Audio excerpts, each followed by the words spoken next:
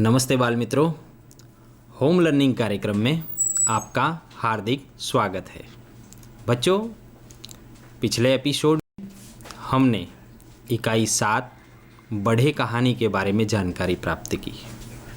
आपने पिछले एपिसोड में कहानी में रिक्त स्थानों की पूर्ति की, अभ्यास के प्रश्न 1 और प्रश्न 2 के बारे में जानकारी प्राप्त की। आज आगे चलने से पहले एक बार फिर से उस कहानी को कौवा और मुर्गी की कहानी को हम वीडियो के माध्यम से देखते हैं। कौवा और मुर्गी दोनों एक घर में रहते थे। कौवा दाना लाता था, मुर्गी भी दाना लाती थी। ऐसा करते करते घर में बहुत दाना जमा हो गया।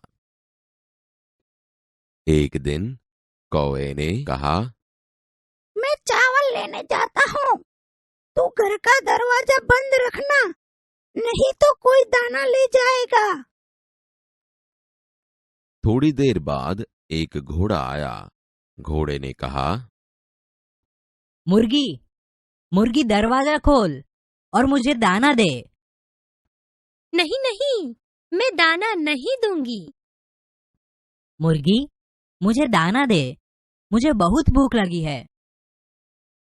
मुर्गी को दया आ गई। उसने सारे दाने घोड़े को दे दिए। अब मुर्गी सोचने लगी, कौवा दाना मांगेगा तो मैं कहां से दूंगी। मुर्गी बहुत डर गई। अब कौवा चावल लेकर घर लौटा, तब मुर्गी चक्की के पीछे छिप गई। मुर्गी मुर्गी, तू कहाँ है? डर के मारे मुर्गी चुप रही। उस समय एक बिल्ली घर में आई। बिल्ली ने कहा, मुर्गी, मुझे अपनी चक्की दे, मुझे दाना पीसना है। कौवे ने कहा, मुर्गी तो घर में नहीं है, तू अपना दाना यहीं लाकर पीस ले। बिल्ली दाना ले आई और पीसने को बैठी। बिल्ली ने दाना चक्की में डाला। मुर्गी ने चट उसे मुंह में भर लिया। बिल्ली ने और दाना चक्की में डाला। मुर्गी ने उसे भी चट लिया। बिल्ली पीसने लगी पर आटा न निकला। ये देख बिल्ली बहुत हैरान हुई। बिल्ली ने सारी बात कौवे को बताई। कौवा भी बहुत चकित हुआ। कौवा सोचने लगा, दाना कहाँ होगा। ढूंढते ढूंढते उसने चक्की के पीछे देखा। वहां मुर्गी मुंह में दाना भरे बैठी थी। उसका मुंह दाने से एकदम फूल गया था। उसे देख कौवा हंसा। उसे देख बिल्ली भी बहुत हंसी। दोनों हंसे तो मुर्गी को भी जोर की हंसी आई। वो हंसी और उसके मुंह से सारे दाने निकल पड़े। बच्चों, हमने कहानी देखी, आपको बहुत मज़ा आया होगा। आया ना बच्चों? जी हाँ बच्चों, अब इस कहानी के आगे चलते हुए हम अपने अभ्यास प्रश्न 2 के बारे में पिछले एपिसोड में सीख चुके हैं। अब आज अभ्यास प्रश्न 3 से शुरुआत करेंगे। तो आइए टीवी स्क्रीन के माध्यम से हम अभ्यास प्रश्न 3 देखते हैं। टीवी, रेडियो, टेप रिकॉर्डर और मोबाइल के माध्यम से कहानी दिखाना या सुनना। बच्चों, यहाँ पर प्रश्न 3 के अनुसंधान में हम अगर बात करें तो आपको टीवी, मोबाइल, ऑडियो या रेडियो के माध्यम से कहानी को सुनना है और अपने मित्रों को सुनाना है और अपने दूसरे साथियों को उसका वर्णन करना है। अभी हमारे सबके पास, सभी के घरों में मोबाइल उपलब्ध है। मोबाइल का उपयोग करके अच्छी अच्छी कहानियाँ आप YouTube के माध्यम से देख सकते हैं, सुन सकते हैं और इसे रिकॉर्ड भी कर सकते हैं। तो इस प्रकार से आप अच्छी अच्छी नई नई कहानियाँ सुनने का प्रयत्न करेंगे और उसका वर्णन अपने मित्रों को दिखाएंगे। उदाहरण के स्वरूप यहाँ पर एक कहानी मैं आपको सुनाता हूँ। आप अपनी टीवी स्क्रीन के माध्यम से देखते जाइए और ध्यान से सुनते जाइए। किसी गांव में एक जमींदार रहता था। वह इतना अमीर था कि गांव के सभी लोग उसे सबसे सुखी इंसान समझते थे, परंतु यह बात गलत थी। उसके 3 बेटे थे जो थे तो बहुत सुंदर, परंतु वे आपस में हमेशा झगड़ते रहते थे। उनकी आपस में बिल्कुल नहीं बनती थी। एक दिन उसके दिमाग में एक विचार कौंधा। वह लकड़ियों का एक गट्ठर ले आया। उसने अपने बेटों को बुलाया और उन्हें बारी बारी से उस गट्ठर को तोड़ने के लिए कहा। प्रत्येक ने अपनी पूरी शक्ति लगा दी, परंतु उनमें से कोई भी उस गट्ठर को तोड़ ना पाया। आखिर उन्होंने हार मान ली। जमींदार ने फिर उस गट्ठर को खोल दिया और उन्हें कहा, इन्हें एक एक कर तोड़ दो। यह कार्य तो आसान था। यकीनन उन्होंने यह कार्य बहुत सुविधापूर्वक से पूरा कर दिया। बड़े बेटे ने उत्सुकता पूर्वक पूछ ही लिया, बेबात, आपने हमें इसे तोड़ने के लिए क्यों दिया? जमींदार मुस्कुराया और बोला, बच्चों, तुम भी इन लकड़ियों की तरह हो। याद रहे कि जब तक इकट्ठे हो, तुम्हारा आपस में प्यार है, तुम किसी भी तरह के संकट का सामना कर सकते हो। कोई भी तुम्हारा कुछ नहीं बिगाड़ सकता। परंतु यदि तुम इसी तरह लड़ते रहोगे और बटे रहोगे तो इन्हीं लकड़ियों की तरह तुम भी टूट जाओगे। तीनों बेटों को बात समझ में आ गई कि उनके पिता उन्हें क्या समझाना चाहते थे, और फिर उन्होंने कभी आपस में ना लड़ने का वचन दिया। तभी तो कहा जाता है, एकता में बल है। एकता में बल है। तो बच्चों, आपने ये सुंदर कहानी देखी। इसी प्रकार से बच्चों, हमें और भी कहानियाँ सुननी है, सुनानी है और उसका वर्णन करना है। अब बच्चों, आइए हम पीपीटी के माध्यम से अगला प्रश्न देखते हैं। दिए गए ढांचे के आधार पर कहानी लिखकर उसे उचित शीर्षक दीजिए। बच्चों, इस प्रश्न में आपको याद होगा कि इस प्रश्न में हमें बिल्कुल वैसा ही काम करना है जैसा कि हमने पिछले एपिसोड में किया था। अर्थात यहाँ पर एक कहानी का ढांचा दिया गया है। उस ढांचे के अनुसंधान में हमें एक नई कहानी तैयार करनी है। कोशिश करना है कि जो ढांचा है उसके अनुसंधान में ही नई कहानी तैयार हो। आइए सबसे पहले हम उस कहानी के ढांचे को पढ़ेंगे।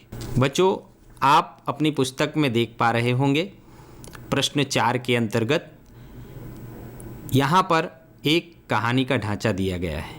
मैं उसे पढ़ रहा हूँ, आप सभी ध्यान से सुनेंगे।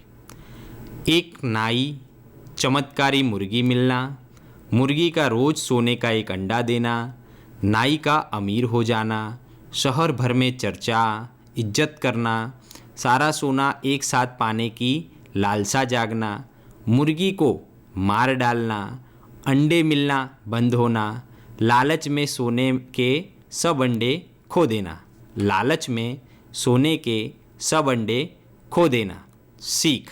बच्चों, यहाँ पर हमने कहानी का ढांचा देखा और आप सभी ने शायद इस कहानी के बारे में सुना होगा या ये कहानी कहीं पर सुनी भी होगी। तो इस ढांचे के अनुसंधान में हमें कहानी का निर्माण करना है। तो आइए इस ढांचे को ध्यान में रखकर हम कहानी तैयार करते हैं। एक गांव था और एक गांव में एक नाई रहता था। नाई अपने परिवार के साथ रहता था। एक बार वह जा रहा था तो रास्ते में उसे एक मुर्गी मिली। उसने इधर उधर देखा तो उसे कोई नहीं दिखाई दिया। उसने उस मुर्गी को उठाया और अपने घर ले आया। घर आने के कुछ दिनों बाद उस मुर्गी ने अंडा दिया। जब नाई और उसकी पत्नी ने अंडे को देखा तो दोनों के होश उड़ गए। वो अंडा सोने का था। नाई और उसकी पत्नी खुश हो गए। और मात्र ऐसा एक दिन ही नहीं हुआ, दिन प्रतिदिन, अर्थात एक दिन के बाद दूसरे दिन, दूसरे दिन के बाद तीसरे दिन, इस प्रकार से वह मुर्गी हर रोज एक सोने का अंडा देने लगी। नाई और उसकी पत्नी बहुत खुश हुए। वो लोग अब अमीर हो गए थे। इतने कम समय में इतना अमीर होने के कारण शहर भर में नाई और उसकी पत्नी की चर्चा होने लगी। लोग बातें करने लगे, देखिए इन लोगों ने इतने कम समय में इतना सब कुछ कैसे बना लिया। और उसके बाद गांव के लोग उस नाई और उस नाई की पत्नी की इज्जत करने लगे। एक बार रात को सोते समय नाई के मन में एक लालच जगी। नाई ने सोचा कि यह मुर्गी प्रतिदिन एक सोने का अंडा देती है। यदि मैं इसको मार दूं तो इसके पेट में बहुत सारे सोने के अंडे होंगे, तो वो सभी अंडे मुझे एक साथ मिल जाएंगे। यह बात उसने अपनी पत्नी को कही। उसकी पत्नी भी लालच में आ गई। उसने सोचा कि हम इस मुर्गी को मार करके उसके पेट में जितने भी सोने के अंडे हैं वो सब ले लेंगे और अधिक धनवान हो जाएंगे। दोनों ने दूसरे दिन मुर्गी को मार दिया। और मारने के बाद जब उन्होंने देखा तो उन्हें एक भी अंडे न मिले। उसके बाद उन्हें पछतावा हुआ कि देखिए लालच बुरी बला, कि यदि उन्होंने लालच न की होती तो प्रतिदिन उन्हें आज भी एक सोने का अंडा प्राप्त होता। लेकिन लालच करने के कारण उन्होंने प्रतिदिन प्राप्त होने वाला सोने का अंडा भी गंवा दिया। तो बच्चों, इस कहानी से हमें सीख मिलती है कि हमें जीवन में लालच कभी नहीं करनी चाहिए। जो भी है, जितना भी है, उसमें संतुष्ट रहना चाहिए। यदि हम लालच करते हैं तो कहीं ना कहीं किसी न किसी प्रकार से हमारा नुकसान जरूर होता है। तो इस प्रकार से बच्चों, हमने ढांचे के अनुसंधान में एक बहुत ही अच्छी कहानी तैयार की। आप सभी को इसी प्रकार से और भी कहानियाँ तैयार करनी है। बच्चों, हमने ढांचे के अनुसंधान में कहानी तैयार की। अब आगे हमें चित्र के अनुसार कहानी का वर्णन करना है, कहानी का निर्माण करना है। आप अपनी पुस्तक में कुछ चित्र देख पा रहे होंगे। प्रश्न 5 में देखिए, आपको 6 अलग अलग चित्र दिए गए हैं। उस चित्र का निरीक्षण करना है। उन चित्रों के बारे में आपको सोचना है, विचारना है और कहानी का निर्माण करना है। आइए स्क्रीन के माध्यम से भी एक बार उन चित्रों को हम देखने का प्रयास करते हैं। देखिए बच्चों, पहले 2 चित्र हैं जिसमें आपको जंगल के प्राणी दिखाई दे रहे हैं, और ये दूसरे चित्र हैं जिसमें आपको जंगल का राजा शेर और खरगोश दिखाई दे रहा है। बच्चों, इन चित्रों के आधार पर हमें कहानी तैयार करनी है। सोचिए, अब इन चित्रों का उपयोग करके आप कहानी का निर्माण किस प्रकार करेंगे। आइए, मैं इन चित्रों के आधार पे कहानी निर्माण करने का प्रयत्न करता हूँ। आप सभी से अनुरोध है, आप सभी ध्यान से सुनिए। किसी जंगल में एक सिंह रहता था। वह जंगल में रोज कई जानवरों का शिकार करता था, इसलिए सब जानवर भयभीत और चिंतित रहते थे। एक दिन जंगल के पशुओं ने मिलकर सिंह से प्रार्थना की, आप जंगल में शिकार के लिए न निकले। हम प्रतिदिन निश्चित समय पर एक जानवर आपके पास भेज देंगे। अब निश्चित समय पर रोज एक जानवर सिंह के पास आने लगा। एक दिन एक खरगोश की बारी आई। उसने एक तरकीब सोची। वह जानबूझकर सिंह के पास देर से पहुंचा। सिंह को बहुत गुस्सा आया। उसने खरगोश से देर से आने का कारण पूछा। खरगोश ने कहा, महाराज, रास्ते में मुझे एक दूसरा सिंह मिल गया था। वह मुझे मारकर खाना चाहता था। उससे जल्दी वापस लौटने का वादा कर मैं आपके पास आया हूँ। जंगल में दूसरे सिंह होने की बात सुनकर सिंह आपे से बाहर हो गया और गरज कर बोला, चल दिखा मुझे, कहाँ है वह दूसरा सिंह? मैं अभी उसका काम तमाम करता हूँ। खरगोश सिंह को एक गहरे कुएं के पास ले गया और बोला, महाराज, इसी में छिपा है वह दुष्ट। सिंह ने कुएं में झांका। कुएं के पानी में उसे अपनी परछाई दिखाई दी। उसी को दूसरा सिंह समझकर वह कुएं में कूद पड़ा और डूबकर मर गया। खरगोश की जान बच गई। जंगल में दूसरे जानवरों ने भी राहत की सांस ली और खरगोश को धन्यवाद दिया।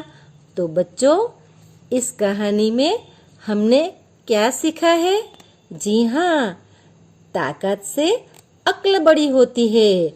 खरगोश के पास ताकत नहीं मगर अक्ल थी और शेर के पास अक्ल नहीं ताकत थी, मगर वह खरगोश की अक्ल के सामने हार जाता है, मर जाता है। तो जो काम ताकत से नहीं होता वह अक्ल से होता है। अगर आपसे पूछा जाए कि अक्ल बड़ी या भैंस, तो आप क्या कहेंगे? जी हाँ, इस कहानी के आधार पर अब आप इस कहावत को भी सीख लेंगे। तो इस प्रकार से बच्चों, समझदार खरगोश ने अपनी जान बचाई। तो इस कहानी से हमें सीखने मिलता है, किसी भी मुश्किल समय में हमें अपनी विवेक और बुद्धि का उपयोग करना चाहिए। जीवन में कभी भी निराश नहीं होना चाहिए। तो इस प्रकार से हम चित्र के माध्यम से कहानी का निर्माण कर सकते हैं। आपको भी आपकी पुस्तक में दिए गए चित्र के अनुसंधान में और कहानियाँ तैयार करनी है। बच्चों, आपने भाषा में मात्रा में कुछ ही अंतर हो ऐसे अनेकों शब्द देखे होंगे और उन शब्दों के एक मात्रा में परिवर्तन होने से उन शब्दों के अर्थ में बहुत परिवर्तन हो जाता है। अगला प्रश्न ऐसे ही कुछ शब्दों के अनुसंधान में है। तो आइए पीपीटी के माध्यम से हम उन शब्दों को देखते हैं। प्रश्न 7, शब्दों के भेद को जानकर उसका वाक्य में प्रयोग कीजिए।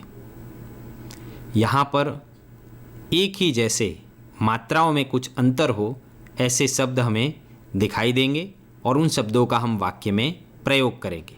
आदि, आदि। देखिए बच्चों, दो प्रकार के शब्द हमें दिखाई दे रहे हैं। इन दोनों शब्द में बहुत अंतर है। आइए उदाहरण के अनुसार हम वाक्य में उन शब्दों का उपयोग करके देखते हैं। घर में टेबल, मेज, अलमारी आदि रखा था। अब आदि शब्द का उपयोग करेंगे। कमल चाय का आदि है। दूसरे दो शब्द हैं अपेक्षा, उपेक्षा। इन दोनों शब्द का वाक्य में प्रयोग हम करेंगे। आप मेरी अपेक्षा में खरे उतरे हैं। अब उपेक्षा शब्द का वाक्य में प्रयोग, हमें किसी की भी उपेक्षा नहीं करनी चाहिए। अशक्त और आशक्त, वह आदमी अशक्त है। अब आशक्त का वाक्य प्रयोग, मैं भगवान की मूरत के प्रति आसक्त हूँ। गृह और ग्रह, आप मेरे गृह प्रवेश पर जरूर आइएगा। पृथ्वी एक ग्रह है। बहार, बाहर, बहार आते ही फूल खिल जाते हैं। आप बाहर मत जाइए। इस प्रकार से बाहर और बाहर शब्द का हमने वाक्य में प्रयोग किया। शौक और शोक, मुझे मोटरसाइकिल चलाने का शौक है। रमेश शोक संदेश पढ़ रहा था। तो बच्चों, इस प्रकार से मात्रा में थोड़ा सा परिवर्तन आने से अर्थ में अनेकों गुना परिवर्तन आ जाता है। तो ऐसे अनेकों शब्द आपने इन इकाइयों में पढ़े हैं और ऐसे शब्द आपको ढूंढना है और अपनी नोटबुक में लिखना है। अपने बड़े भाई, अपने माता पिता से इन शब्दों के बारे में आपको चर्चा करना है और उन शब्दों का उपयोग करके आपको वाक्य भी बनाने हैं। तो बच्चों, आज हमने इकाई 7 बढ़े कहानी के भाग 2 में अभ्यास के प्रश्नों पर प्रकाश डाला। कहानी किस प्रकार बनाई जाती है, कहानी का निर्माण कैसे होता है, ढांचे के अनुसंधान में कहानी किस प्रकार से बना सकते हैं और मात्रा के परिवर्तन से शब्दों में होने वाले चमत्कार के बारे में हमने जानकारी प्राप्त की और उन शब्दों का वाक्य प्रयोग करते हुए भी सीखा। आइए बच्चों, अब हम आज के सवाल की तरफ आगे बढ़ते हैं। बच्चों, आज का सवाल है, कहानी के अनुसार कुत्ते के मुंह में क्या था?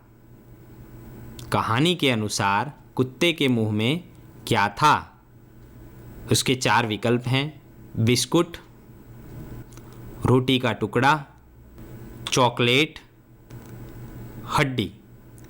बच्चों, आपको इन 4 विकल्पों में से सही विकल्प सुनकर निम्नलिखित फ़ोन नंबर, आप फ़ोन नंबर नोट कर लीजिए, 6353979470।